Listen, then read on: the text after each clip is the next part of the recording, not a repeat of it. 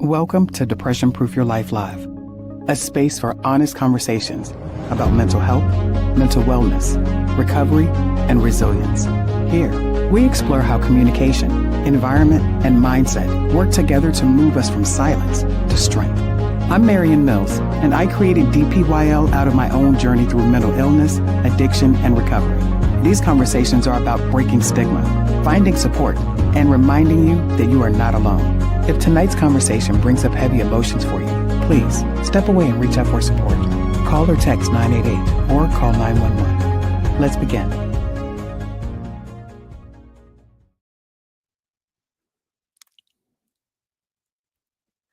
Good evening, everyone. Thank you so much for being here. Welcome to Depression Proof Your Life Live. Please help me welcome tonight's guest, Carin Gilfry. She is a voice actor, singer, mom, and community organizer.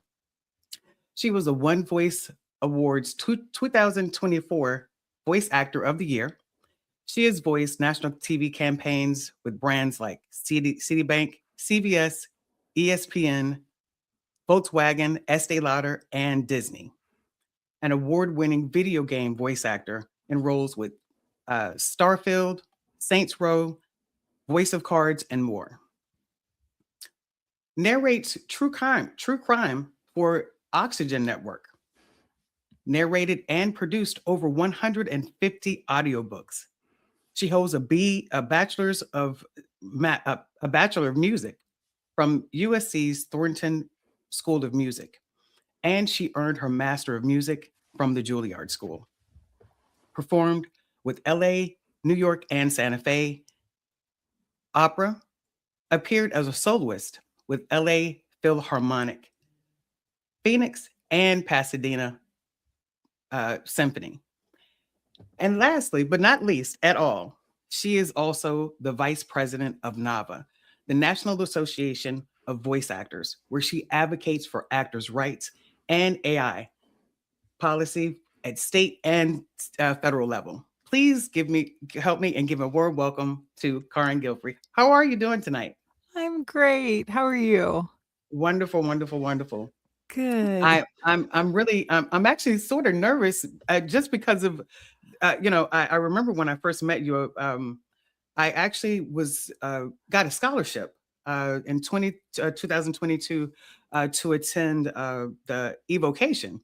And I actually, because you were talking about different drinks that your father had made, and we're talking about it, I was like, who is she? And who was her father? So I actually was Googling. But yeah, and that scholarship was from Natasha. I always mess up her last name, but Marshevka. She's the one who blessed me with that gift. Aww, and then afterwards, so I went to 2003. I think it was 2003. The vocation in Costa Rica. Yeah. So yeah. But of course, how I actually got to get you on this platform, asked you about getting on this platform, it was because I saw a post on Instagram that you actually posted. And it was a really emotional post. So let me actually share that right now. And then we'll get into the questions, okay? Great.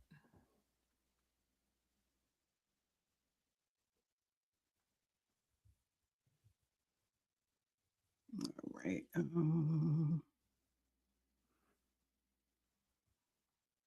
Hit play here. There we go.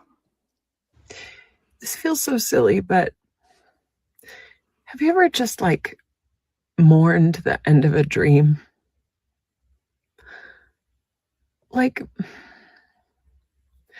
I studied for years and years and years to be an opera singer, and I love performing classical music so much.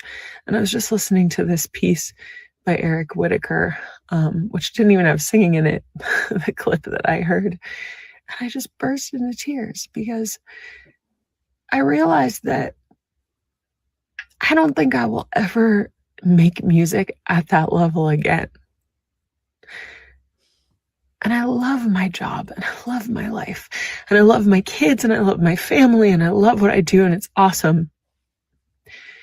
But there's a part of me that just mourns the end of that dream.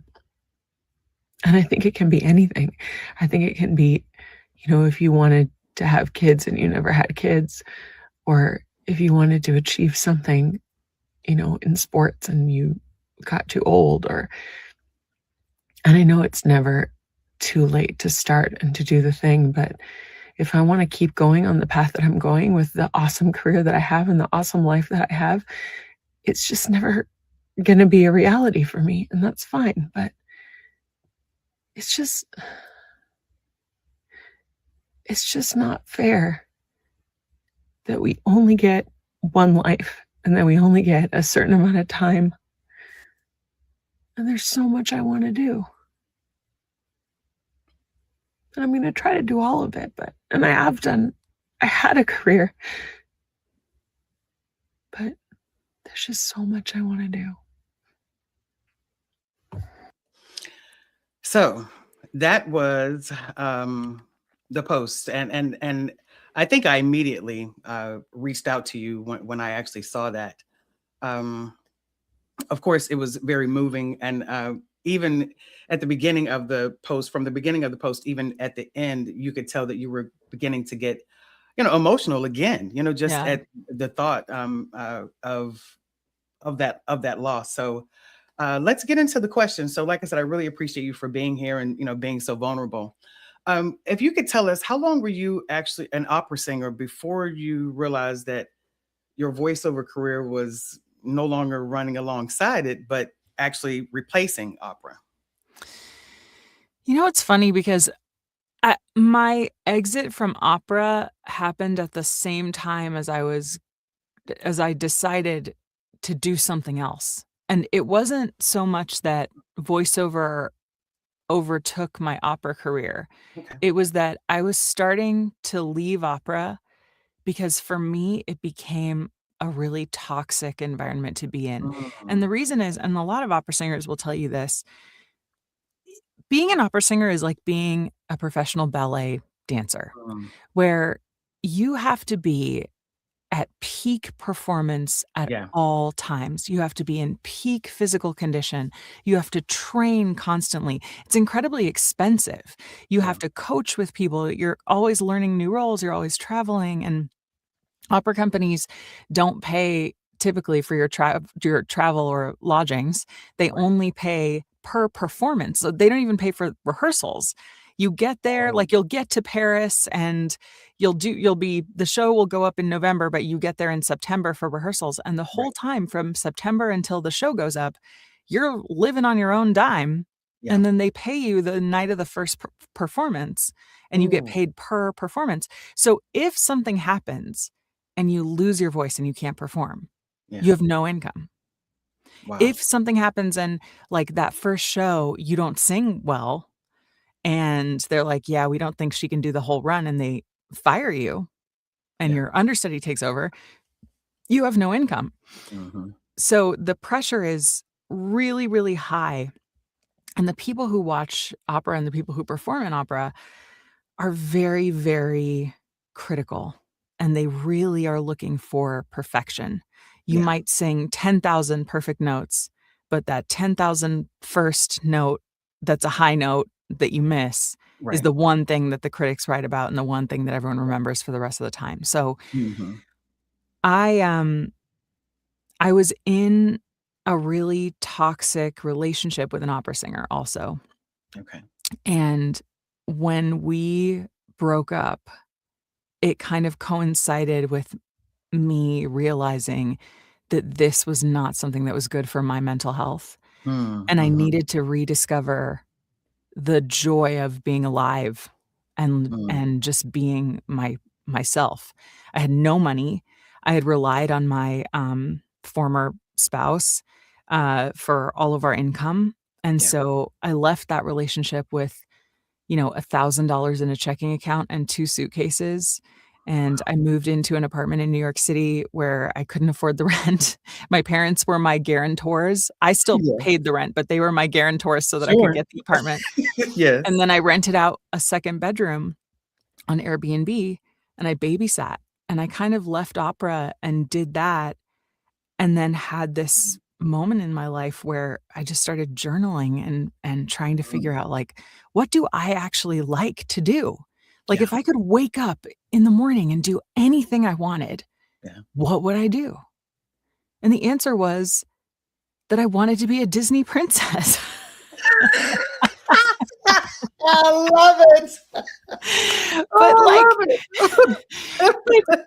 but what is a Disney princess? So then I had to, like, go back and be like, "All right, listen, if that's Right. really Oh, the I love that. dream, like, how do I get there?" And a Disney princess is a voice actor, That's right. you Yeah. know?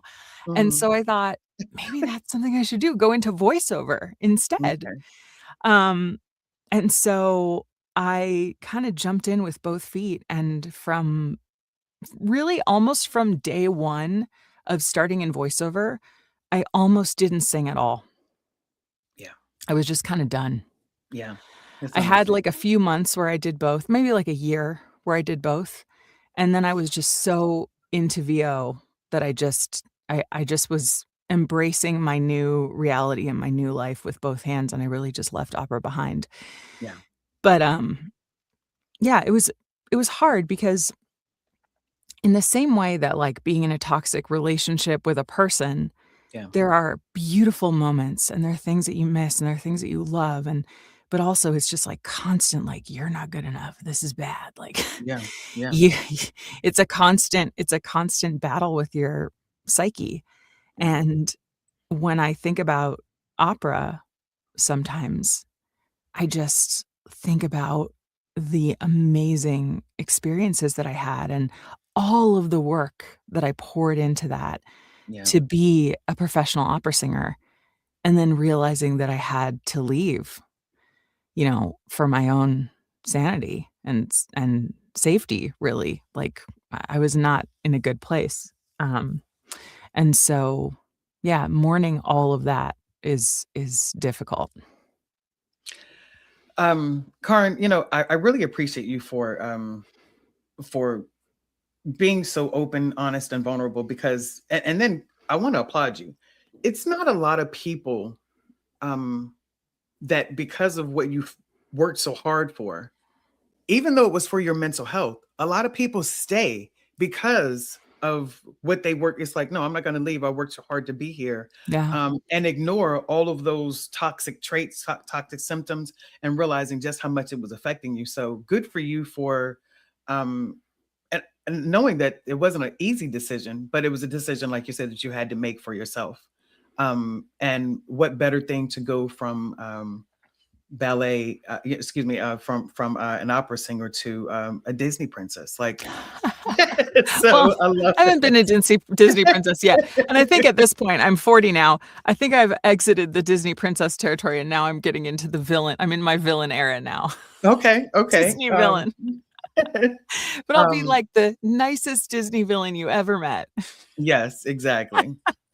Um, okay, so thank you so much for clarifying that because that actually kind of pivots a lot of my questions because I was thinking just from the post. Of course, I created my questions just off of the post, thinking that it was something that was you had to give up because of that.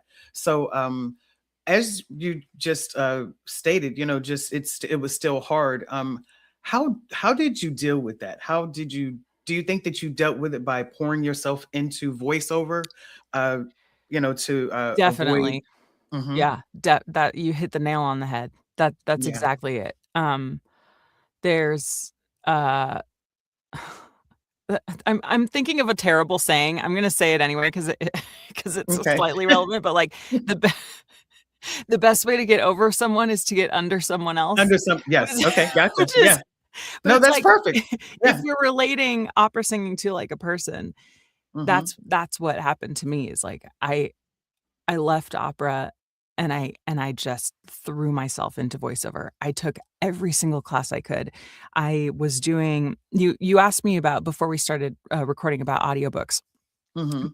Some of the first jobs I ever did were audiobooks, and a Okay. lot of those audiobooks I was working on, for royalty share, which means you get paid no money upfront, and you hope the book Yeah. sells, and you, earn a portion of the sales. So, I was working on, like, 20-hour books that took Mm. months to record and getting paid no money, but what I gained was experience doing the Yeah. job, and what I Mhm. learned was that I actually loved this job. Like, I loved every single part of it. I loved what one of the things I love the most about voiceover versus opera Mhm. is that I feel like I have so much more control. Mm. I That's am great. in charge. I'm in Yeah. charge of my business. I'm in charge of Yeah. how many auditions I do. I'm in Yeah. charge of how many direct marketing emails I send. I'm in charge Mhm. of how I schedule my time a lot of the Yeah. time. I am in charge of my business, and if I Yeah. wanna add something to it, I can, and if I wanna take Mhm. something away, I can. Whereas opera was like the way that it's set up is you have a manager, your manager gets you auditions, you go to maybe 6 auditions in a year if you're really, like, auditioning a Wow. lot in person in New York City. Most singers fly into New York for, Wow. like, a couple of months in the fall and just live there and do their 6 auditions, and that's like, if you get sick for one of those auditions, you're done, or you fly to Europe and you do some auditions in Europe, and then you just hope that they hire you, or you get hired from someone seeing your last performance that you did who is in charge of, decision making, and they will just, get you ask your manager if they can have you for next season. So it's Right. very much, like, out of your hands.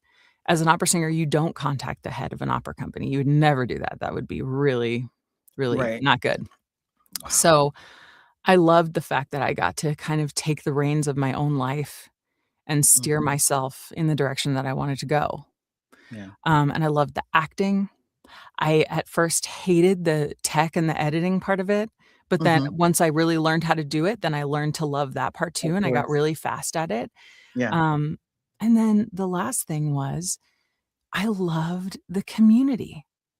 Mhm. The people that I met in voiceover, I feel like we have a community that is unlike any other community, at least in the performing arts, maybe Mhm. in most industries. Mhm. There are people who will share their contracts with you if you're in the same game or on the same show, like, Yeah. just to make sure that you're getting the same rate, like, that we're all Right. on the same page, like, Right. there are Yeah. people who they'll say, "Hey, I got this audition. I don't know if I'm right for this, but I think you might be right for this. Here, take Yeah. this opportunity for yourself." Yeah. There are people who will you can just call them and talk to them and ask them anything, and they just wanna help you, and, it's just so supportive. Whereas in opera, it was very much like, there are only 7 opera companies in the Like US, crabs in a and barrel. yeah, there's Like only crabs yeah, in a barrel type of exactly, thing. exactly. Yeah. Everybody's fighting each other and everyone's tearing each other Mhm. down, and there's some supportive people there too. It's not all toxic, but it was just wonderful. I felt like I found the job that I was meant for, Mhm. which is great. Yeah, Soraya said the VO community really is the best, so supportive, and I It's I the I best. certainly agree with that as well. Coming into voiceover from, a social worker, uh, there were a lot of it was a lot of, people almost like people not wanting you to get ahead, Mhm. feeling like you're gonna take their job, but, I've always been a believer, especially in the corporate world, if you do a good job managing someone and teaching someone, training someone, that is what you're training them for, because ultimately you're gonna retire and, but, it was a lot of, it wasn't a lot of support, and it was a lot of judgment. And like you said, I certainly can attest to the VO community being very open, and very supportive when it comes to mental health, and very mindful of it. So really appreciate that. I Sandy was think also, yeah, I think it's that so many of us have been there, and yeah. if even if you're not there now, like, you almost all of us have experienced a time in our lives where Mhm. it was just dark. Like, there were just Yeah. bad things happening, and you just don't know how in the world you're gonna get out of it. And or you remember in voiceover, when you first started and you knew nothing and Yes. you feel like an idiot now for what you didn't know, but you didn't know what you didn't know. You don't know what you And don't so know. you Yeah. just wanna help people. There's no degree in voiceover, Yes. and I think that empathy, specifically empathy, not sympathy, Mhm. for people Yeah. who are going through difficult challenges is what helps us to take care of each other and lift each other up. And, I'm really proud to be part of the voiceover community and to hopefully be, a person that people feel like they can be honest with and open with, and hopefully I can support people when Oh, yeah. possible. Yes, definitely. Um, 'Cause I've been there. yes. And that's what I appreciate for you, first of all, being here. And because I think sometimes when people look at your success, your career, where you are, uh, people, unfortunately, society looks at where you are now and not the road that it took to get to where you are. Yeah. um or looking at, oh, the privilege, looking at whatever it is that people are looking at, thinking that they know your story, and thinking that, oh, she doesn't know struggle, she doesn't. But it's like, yeah, I'm human, I'm a person. Mhm. So I Mhm. really appreciate you for pointing that out.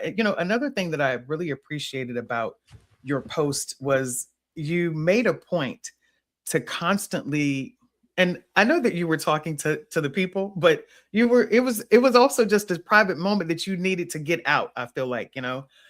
But what I appreciate about it is you made sure to make a point to say how much you appreciated your career now. It's like, although I may get teary-eyed in moments, in these different times where I miss being an opera singer, and missing that career that I trained for, but I love what I do. I love where I am.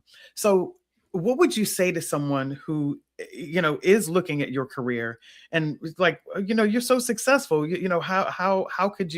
how would you explain what it is and how it is, and especially now that we have a better understanding, because I thought that it was voiceover is why you actually got out of it. But yeah, just speak to that, as far as how you would explain to people that the the struggle, I guess, and Yeah. and what they don't I see. think I think that both things can be true at the Hmm. same time, you know? Amen. Like, I think that you can have a successful career and Hmm. mourn the fact that you don't get to spend enough time with your kids, Yeah. And even on social media, it looks like you're taking these big family vacations or whatever, and everything's great, Right. but you don't know that, like, your daughter was crying because you missed her awards ceremony because you had to go to work, you know? Yeah. Like, it's both things can be true. You can have a wonderful life and still have things that you regret and that you miss. And for Yeah. me, the thing about that post, like, part of it is that I turned 40 this year, Hmm. and I had kind of like an existential moment where Okay. I realized, like, a lot of people only live to be 80, like, this could be halfway, you know? Okay. I see. Like, Yeah. how how much time do I actually have to do all the things that I still wanna do in my life? How Mm. many good Okay. years do I have left in my body to be able to do all the things that I wanna do? And it seems like, "Oh my gosh, I have so much time," but it also seems like I have no time left. And, Mm. like, just the idea that I'm now 40, if I wanted to have a 3rd kid, maybe I could. I don't wanna have a 3rd kid, but what if I Right. woke up one day at 48 and decided I wanted to have another kid? Like, Right. that is not a possibility for a lot of people Right. at 48. Hmm. Um, and for me, the opera thing, I guess it's the same as, like, if you had been a professional athlete Hmm. and you achieved a bunch of things in that realm, and then your career kind of ended and you went on to be a coach. Right. Like, and you are a championship winning coach and you love your job and you love teaching and you love coaching people, but you also really miss playing. Yeah. and you can never really play again because now Yeah. that's That's a out of perfect reach. example. Yeah. Yeah. It's like that. I've moved on to another job that I love. I love so much, but Mm. I also miss the job that I used to have, but only certain parts of it, and I don't really wanna go back. Yes. But I miss it. Yeah. And the thing is, like, there were certain parts of it that I was really bad at, but there were certain parts of it that I was really good at. Yeah. Like, I love speaking different languages. I love being Mm. on stage. The actual singing part of it was always really stressful for me, but, like, interacting with a cast where, the conductor speaks German and the soprano speaks Italian, and then you have Wow. one Okay. person in the cast who speaks Russian, but you both can speak French, and we're all kind of interacting in different Wow. languages, and, like, That's that's beautiful. just so fun. It was Yeah. so fun for my brain, and I miss that, but I still love um, my life. Yeah. Yeah, yeah, I love that. And that's another thing that you shared, and I think that it was intentional when you mentioned it in your post. It's no different than someone that wanted kids and never had kids. And I love football, and that's one thing that I think about when it comes to football players. It's the social worker brain that I have. That when I see football players struggling and I think Tom Brady actually kind of went through that. He did not want to leave. Mhm. He still wanted to play. Yeah. Um, you know, um, and I think that it's really hard. To let go. For anyone. Matter of fact, the I think it was season one of episode 10. I interviewed Carlin Tools, and he actually has MS, Mm, and he started mm, having symptoms of it when he was in his 20s, and he actually has he went to school and got a master's in business, I believe he said. And within 4 to 5 years of earning that degree, he had to retire because MS had was so debilitating yeah. he could not work. And that was one of the questions that I asked him in his episode, like how do you deal with that? Because that is a real for you to go to school for something that you love. You have this vision of what your life is going to look like, and then all of a sudden it's like that's what like I wasn't I the vision that I had did not have bumps in the road. Yeah. And there are um so many things that are just completely out of our control. Absolutely. I have, like, 2 or 3 friends who had major contracts in opera, uh, in the year 2020. They were gonna make their Oh, Metropolitan Opera debut yeah. in April of 2020, and Wow. then the world shut down and they never got to. Look at that. And, Yeah. you know, I don't know what kind of trajectory their career would have been on had they been able to do a successful Met debut in Yeah. April. We Yeah. can't know. You can Mhm. only know the reality that you live in. That it is. Yeah. And so feeling that regret, I think it's always important to acknowledge your feelings and to have a moment where you really feel that, but it's Mhm. also really important to get yourself over that hurdle and to Yes. deal with the real, desire to move beyond and have a happy life in Mhm. whatever way that looks, but to make that a goal because we could all sit with regrets forever. Yeah. Yeah. Thank Yeah. you so much for saying that. I really appreciate that. Kever asked, "What's a tip on how to make the most time to make the most of your time and stay positive?" That's a great question. Um, for me, it's 2 things. Number 1, top of the list is gratitude.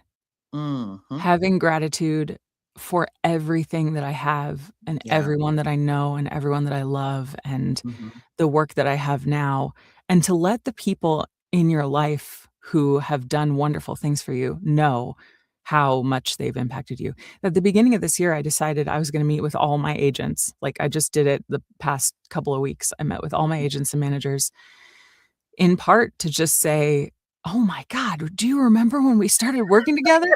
And look Right. at us now. And thank you. You are amazing. Like, Right. oh my gosh, this is beyond my wildest dreams. And then to plan for like, what are we going to do next?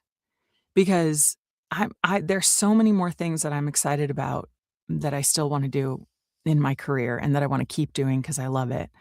Um, so I had a planning meeting, and so I would say that making the most of your time for me, Mhm. part of it, Mhm. um, I make a lot of lists. I Okay. make a Yeah. lot of to-do lists, and I put even silly things on my to-do list that are gonna take 1 second, like make all the beds in the house. It takes like 5 minutes, Right. or drink water. Right. Because I love the feeling that I get when I have something on a to-do list and I can cross it You off. can cross it off And or then check it off. Yes. you get that little dopamine hit of like, "Yes, Yeah. I did it. I did it. I feel Yes. good. Done something today." And then you look Right. back at your list at the end of the day and you're like, "Oh my gosh, I did all of these things. The last Yeah. thing is just I need to do all my accounting, which is not gonna happen today. We're gonna move it to tomorrow." But when you can organize yourself in that way and make a list, I think it's really Yeah. helpful. I like the fact that you actually said that. First of all, I really appreciate that question, Kever, because I know for I myself. love Kever, and by the way, Kever was just, nominated for a Unicorn Award, if you don't know this, which is I didn't know amazing. that. Yes. Oh my gosh, I did not know So that. good. Oh, So good. congratulations, Kever. I did not Congratulations, know Kever.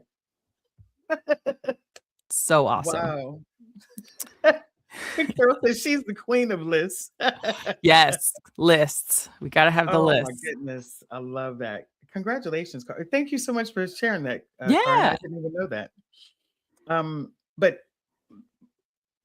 what I realized for myself, when I was spiraling, going to the hospital and get back out, and just, kind of those ups and downs. I lived in, well, this didn't work, and I was living there. I did not focus on, this is how I feel. I focused too much on on how bad I was feeling, but Mhm. never looked at the other side of things. And that was, wait a minute. Okay. I've dealt with that. How long are you going to stay here and just, woe is me? Mm. So I appreciate you saying, and I think you said that earlier as well. Acknowledge your feelings. I think that's important, because avoidance is not good either. So yeah, acknowledge your feelings, and we have a lot of congratulations and woohoo! Yeah, Kever. Yes, for Kever. Actually, Um, while we're reading the congratulations, I'm gonna yes. get something that I Okay. think will be relevant to show you. Okay. Hold on. Awesome. Thank you. Um, but yeah, thank you so much. I'm so glad. Yeah. Okay, I got Kever's like, oh, you guys, I love you guys. it. Okay, so speaking of not wallowing in the sadness, which Mhm. again, it's important to feel the sadness. That's right. Yeah. I'm gonna tell you the story of the worst day of my life, which is, so I told you I was married to someone who was an opera singer. It was a very toxic relationship. Hmm. We broke up. I had no money. I literally, at this point in my life, I think I had negative $1,000 in my checking account. Right. I had a cat with my husband, my ex-husband, and it took 8 months, but finally I got the cat with me in New York, and this was like my baby. We didn't have any kids. Love Right. the cat. Hmm. Hmm. Uh, my best friend asked if she could stay with me in my extra room with her husband, and I said, "Yes, you absolutely can.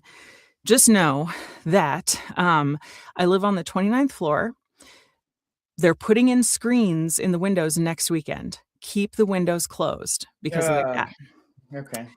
The short version is her husband was hot, left the window open, the cat went out the window, and the cat died very horribly and tragically.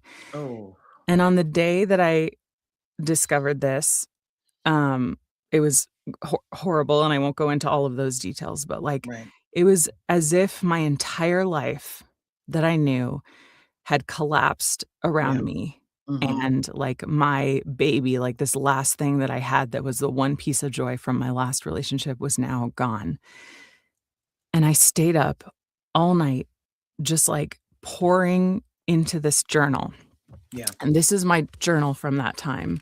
Oh, And wow. it's You like still have it. I love just that. oh yeah, I have all my journals. It was Mhm. just like full of all of this stuff.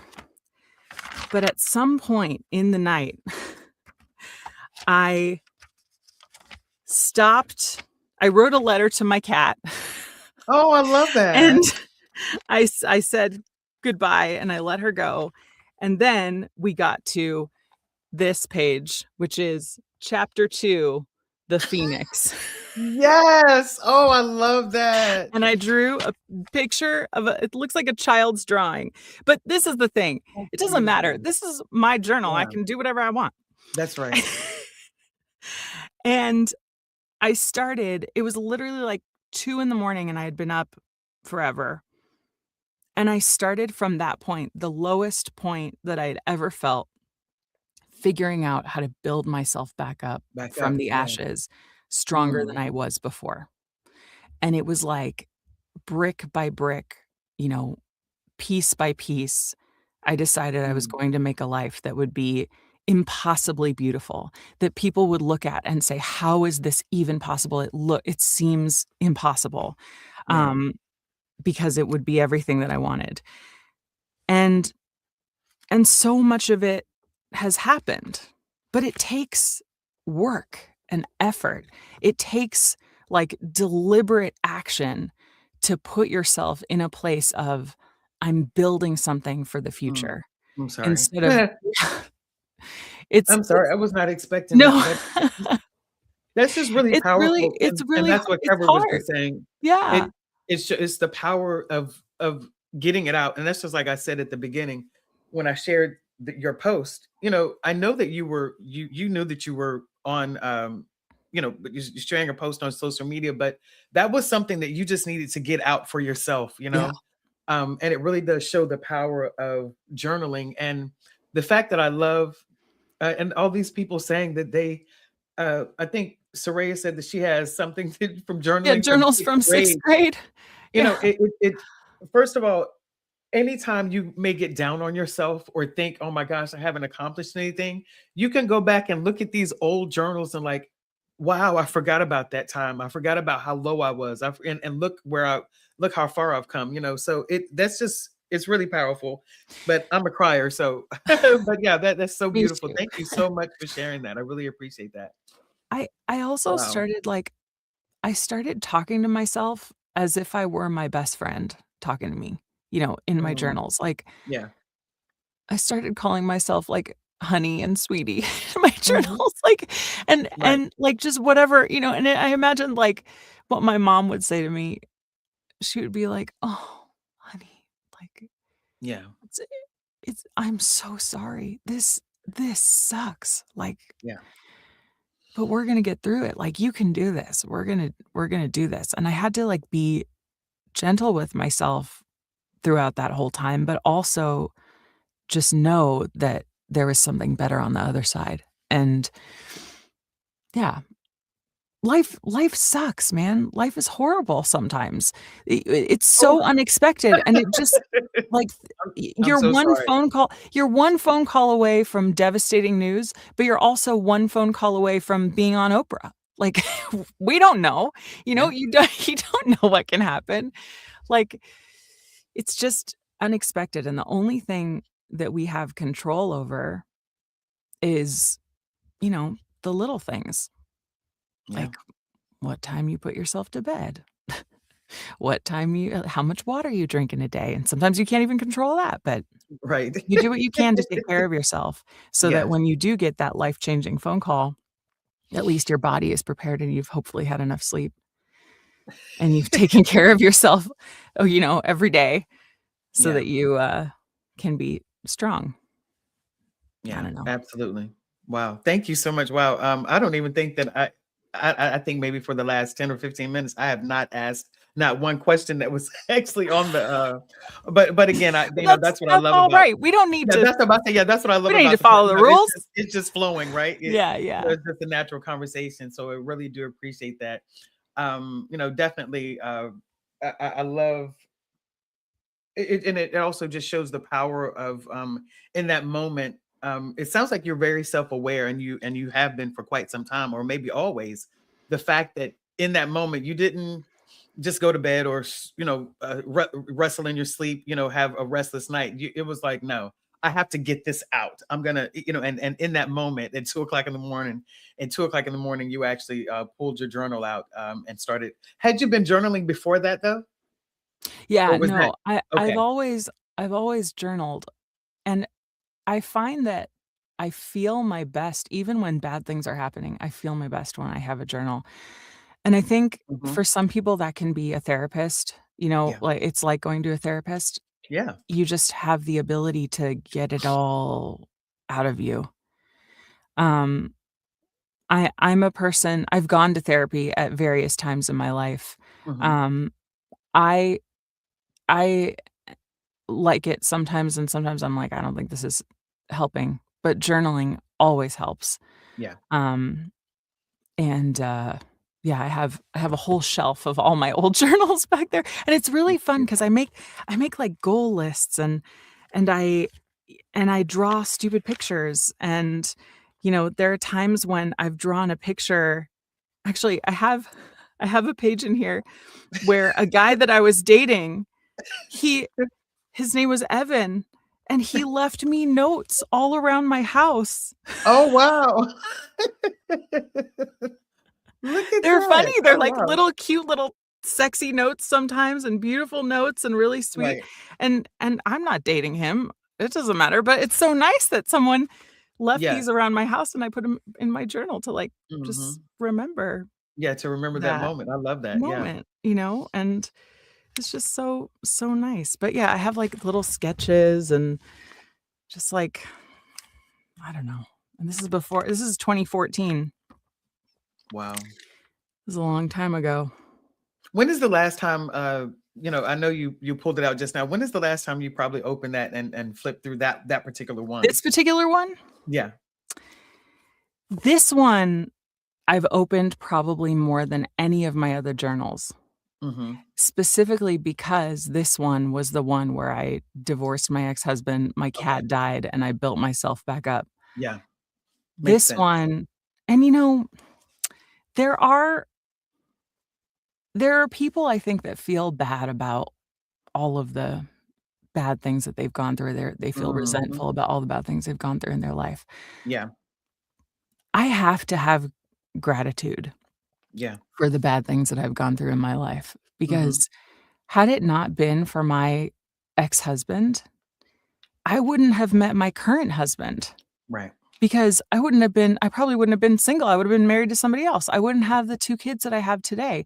I Yeah. wouldn't have gone through that emotional turmoil of rediscovering what I love and who I am and what I want. Like, I'm so grateful to him even for the bad things that we went through together, Yes. My because it God. made me who I am today, Yeah. you know? Yeah. And he's only human too, like, he's That's right. not Yeah. he's not like an evil villain who, I mean, Hmm. there were times when I felt like he was an evil villain, but Right. he's not. He's No. just he's just trying to hang on to this spinning rock in the universe just like all the rest of us. So, Right. he might have had his approach might have been bad, but I can't fault him Hmm. for everything, and I can't fault the institution of opera, and I can't Right. fault anybody really. I can only have gratitude because now I am here, and here is a really, really good place, Yeah. and, Yeah. and I feel very proud. I feel proud. Absolutely. As you should. I was just telling my mom, that all the things that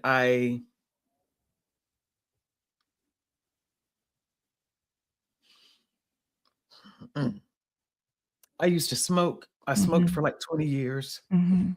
Um, drank for 30 or more. Um, struggled with mental illness. It's just like I just felt like that's all my life was going to be. Yeah. I'm so sorry. No, please. Um, I just felt like that's all my life was going to be. And what you said earlier, like it was like a light bulb went off when I stopped drinking and stopped smoking. January of 2019, it's like something that was the Phoenix moment for me. Yeah. It was like, okay, so you're not smoking, you're not drinking anymore. What are you gonna do? What are you gonna do What's with your life next? now? What's Yeah. next? What's What's next? next? You can the slate is clean. Mhm. You can be and do whatever. And so yeah, it's like, and the thing is, I was that was 6 years ago. Um Congratulations. Thank you. Well, That's actually 7 years ago. It's a new year. So yeah, 7 years yeah. ago. Thank you. But when I was smoking and drinking and just struggling with my mental illness, I thought that's all my life was going to be. So it is, and I told my mom, I said, the thing that's amazing about Depression Proof Your Life is um all the things that I was afraid of and embarrassed for, it has helped me create this platform, that is That's not only exactly right. helpful for me, so like you said, it's like, these, I can't feel bad now for drinking and smoking and being in and out of mental institutions on top of being a social worker. It's like, wait a minute. And but like I tell people all the time, that's what made me such an amazing social worker, because I had the same struggles that I was trying to help my clients through. I understood them, so like you said, it's a beautiful thing to be able to say, I appreciate the bad times, the hard times, because it led me to where I am. Yeah. It made me who I am. So I can't be mad about it. Yeah. Yes. Who said that? Count it all joy. Yes. Yeah. Love it. Yes. Yes. Yes. Look how far we've come. So but I could literally go on and on and on, but Sandy said, love hearing all these testimonies and journals. But thank you so much, Carin. That's what I love about doing this. I tell people all the time that, creating this platform allows me to tap into and keep in contact with the social worker that's in me, because I used to get Yeah. in trouble all the time when I was in social work, because they said I took up too much time with clients, because I would allow my clients to tell me what it is that you could get a report and it could say anything. Only you can tell me what's really going on with your life behind closed doors every Yeah. single day, what your struggles are. So I love having this platform. I love the fact that all the people in voiceover that know you know a different side of you now, because of you being, and again, I know that you've been on a lot of different platforms, but never, seeing this side. So I really appreciate that.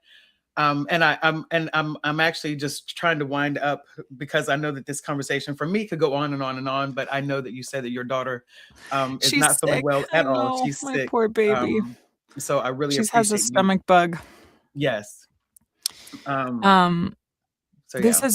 has been wonderful, and I'm so happy that this platform exists, and I can tell that you have so much passion for this, and I know that you are helping people, and the fact Thank that you. you are sharing your journey, alongside other guests who are sharing their journeys, I think is incredibly powerful for people, and, so thank Yeah. you very much for inviting me to be Thank on you. today. Thank I'm you. so happy that I was able to be here, and if you ever repeat guests, I'll come on back. Absolutely. Absolutely. Love a repeat guest, and again, I absolutely just love the fact that I think only 2 or 3 questions got asked, but then everything else was just very genuine and organic, and I really appreciate that. And I think that that's what it's all about, is just being as open as on. And again, like I said, I told you I was nervous, even reading the intro, I was really nervous. But after about the second question, it was like, Yeah. 'cause this talking is, Yeah. and just getting to the core of things is what I'm really good at. So I Yes, really you do are. appreciate it. Go see Yes, about your you baby. are. Thank you, thank I you, thank you, will. thank you. I really do appreciate it. Thank Thank you you. guys, everyone that chimed in and that joined us tonight. I really appreciate it. I hope you take the time, if you're actually watching this back, to really, the one thing that I want to take away is journaling, just how important and how therapeutic journaling is. Even if you don't get help professionally, journaling is extremely powerful. So thank you, thank you, thank you. Y'all have a good night. Thank you. Thank you. Thanks so much for joining us on Depression Proof Your Life tonight. If this conversation stirred up heavy emotions for you, please reach out for help. Call or text 988 for 24-hour support in the U.S. If you're outside the U.S., look up your local crisis helpline. Stay connected with DPYL by following us on LinkedIn, YouTube, and Facebook. And visit depression-prooflife.com for resources, blogs, and to share your story. Your story may be exactly what someone else needs today. Until next time, take care of yourself. And remember, healing is possible.